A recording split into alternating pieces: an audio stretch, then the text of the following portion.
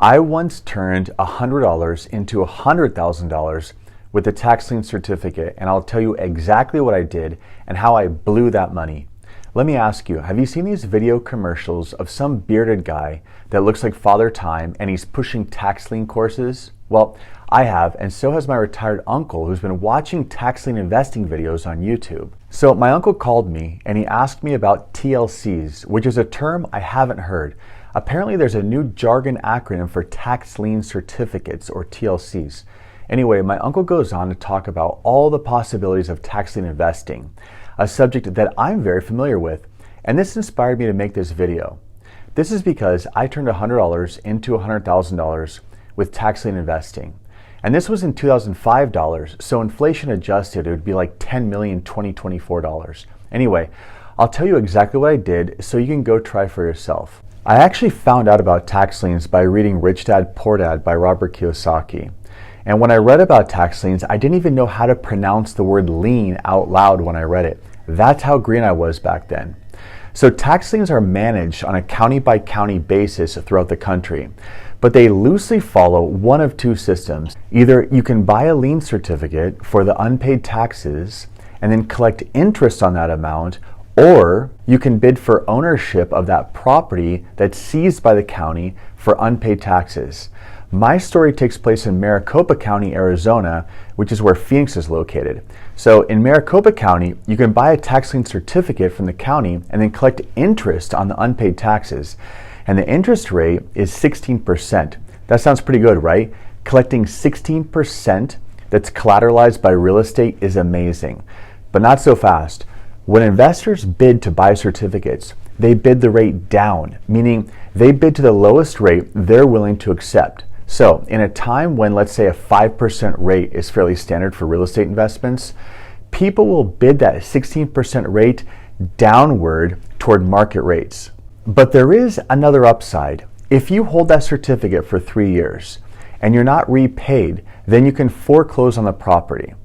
In 2002, I attended an auction and I bid on several certificates and I ended up buying 3 of them. 2 I got at a high interest rate, over 10%, maybe even 16%, I don't remember. But then one of them I got in a bidding war with someone else and I ended up at an 8% rate. Each certificate I purchased was just over $100. And I was so broke at that time, I had to borrow money from an investor just to buy them. Months later, the unpaid taxes on 2 of the certificates was paid back with interest. But we're talking about such a low amount that even a 15% interest rate might only yield tens of dollars at the most. The certificate that I bought that I still held was at an 8% rate, and they continued to not pay it back. Now, after holding the certificate for 3 years, you can seek a treasury deed through foreclosure. And once 3 years passed, I hired an attorney to foreclose on the lien. The attorney's retainer was $2,500 and the process was carried out and I was finally awarded a treasury deed.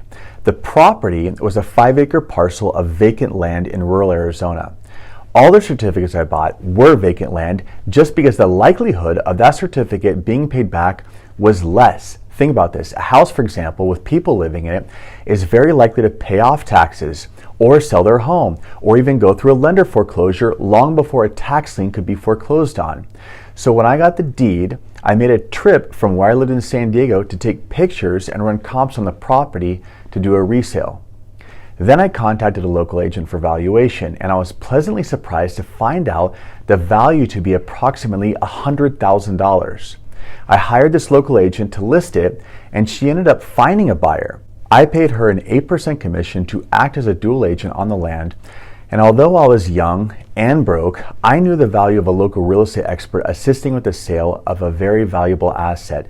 This is a concept that escapes many people to this day.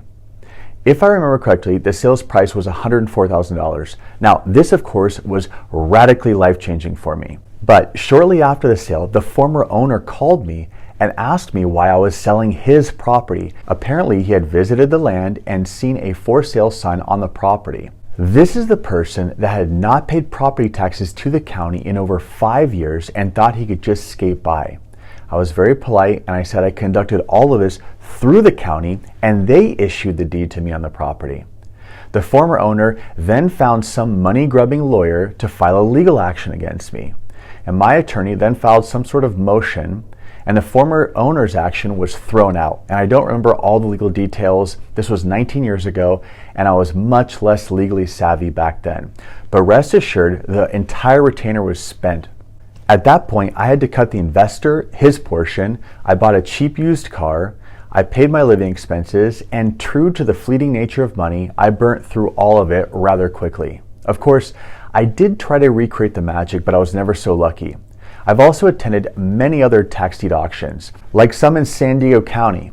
Now, in San Diego County, a property can be sold at auction for a starting bid of 5 years of back taxes. But think how long that is for no one to intervene. That means no real estate investor, no real estate agent makes an offer to buy or sell. No one offered a loan to prevent the tax sale. Very unlikely. And counties have become quite scammy with these tax lien sales. They charge a processing fee or a registration fee. And counties are very aware that they sell absolute garbage parcels and they don't do anything about it. See, all sorts of scraps of land are assigned parcel numbers. It's like when you roll out cookie dough and you use a cookie cutter. Both the cookie shapes and the scraps get parcel numbers. So a developer might make a tract of 100 homes, and then there will be scraps of land between the walls of the tract and the road that get assigned parcel numbers. It might be an acre of creek bed or dirt between a brick wall and a sidewalk, and those go for sale at county auctions. Novice investors buy them, find out they're worthless, refuse to pay taxes, and years later, the county just recycles the same garbage to a new sucker that'll pay for it. Tax lien investing is very much like panning for gold. It's hard to scale a system in part due to lack of good inventory, high competition, and low payouts relative to the amount of legwork. You also have to walk a minefield of worthless scrap parcels posing as legitimate ones. So if you want to go do it, then go for it. And if you strike gold, I'd love to hear your story. I wish you all the best of luck. Thanks for watching.